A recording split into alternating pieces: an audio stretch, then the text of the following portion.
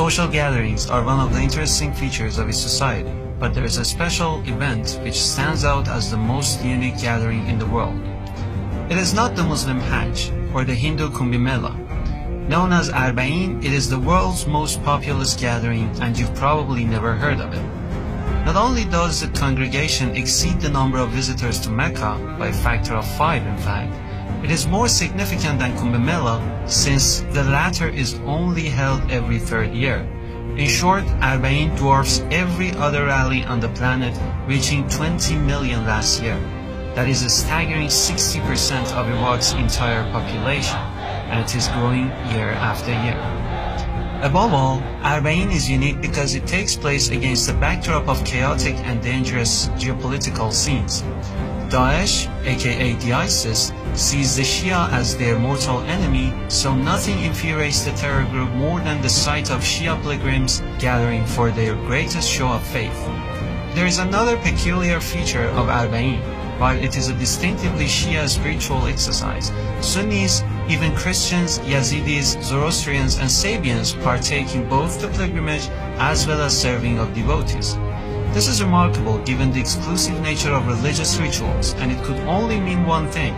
People, regardless of color or creed, see Hussain as a universal, borderless, and meta-religious symbol of freedom and compassion. Who is this Hussain who motivates people to defy all the odds and come out to mourn his death 14 centuries after the fact?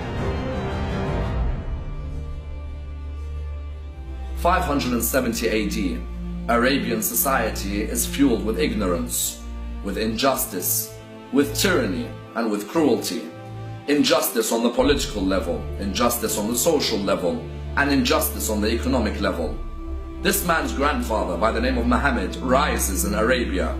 He is able to alleviate all these forms of injustice. The cruelty is removed. The tyranny has now vanished. He is able to establish principles by which every human being can live, Muslim and non-Muslim alike.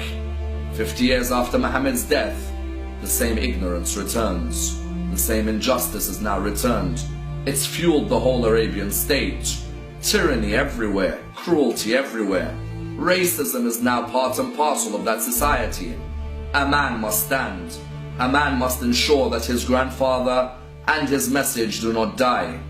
This man is known as Hussain. But this man, Hussain, recognizes that for this message to remain alive, he has to sacrifice his own life. Hussain is revered by Muslims as the Prince of Martyrs, or Sayyid al-Shuhada. He was killed in Karbala on a day which became known as Ashura, the 10th day of the Islamic month of Muharram, having refused to pledge allegiance to the corrupt and tyrannical Caliph Yazid. He and his family and companions were surrounded in the desert by an army of 30,000, starved of food and water, then beheaded in the most macabre manner, a graphic tale recounted from pulpits every year since the day of he was slain. Their bodies were mutilated. In the words of the English historian Edward Gibbon, in a distant age and climate, the tragic scene of the death of Hussain will awaken the sympathy of the coldest reader. Shia Muslims have since mourned the death of Hussain, in particular on the days of Ashura, then 40 days later on Arbaeen. 40 days is the usual length of mourning in many Muslim traditions. An avalanche of men, women, and children filled the eye from one end of the horizon to the other. The crowds were so huge that they caused a blockade for hundreds of miles. The 425-mile distance between the southern port city of Basra and Karbala is a long journey by car, but it's unimaginably arduous on foot. It takes pilgrims a full 2 weeks to complete the walk. People of all age groups trudge in the scorching sun during the day and in bone-chilling cold at night. One part of the pilgrimage which will leave every visitor perplexed is the sight of thousands of tents with makeshift kitchens set up by local villagers who live around the pilgrim's path. The tents, called mawkib, are places where pilgrims get practically everything they need. From fresh meals to eat and a space to rest, to free international phone calls to assure concerned relatives, to baby diapers, to practically every other amenity free of charge.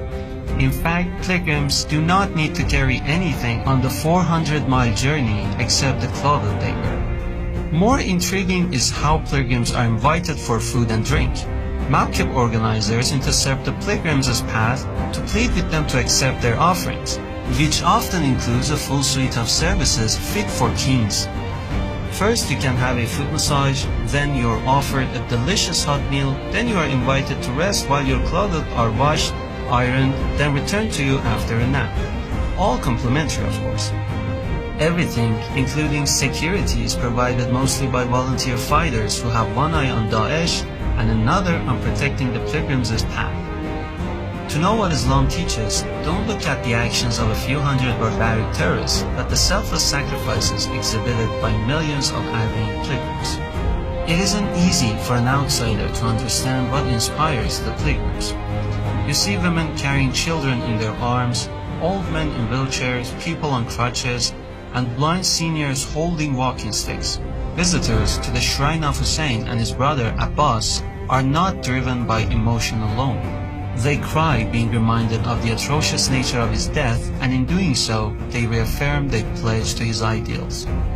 The first thing that pilgrims do upon reaching his shrine is recite the Ziyarah, a sacred text which summarizes the status of Hussain.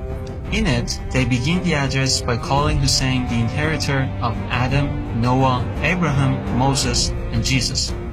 There is something profound in making this proclamation. It shows that Hussein's message of truth, justice, and love for the oppressed is viewed as an inseparable extension of all divinely appointed prophets. If the world understood Hussain, his message, and his sacrifice, they would begin to understand the ancient roots of Daesh and its credo of death and destruction.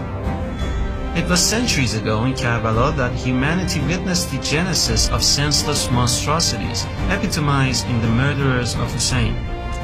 It was pitch-black darkness versus absolute shining light, an exhibition of vice versus a festival of virtue, hence the potent specter of Hussain today. His presence is primordially woven into every facet of their lives.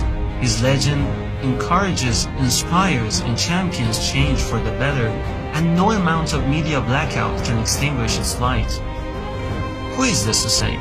For hundreds of millions of his followers, a question this profound, which can cause people to relinquish their religion for another, can be answered only when you have marched to the shrine of Hussain on foot.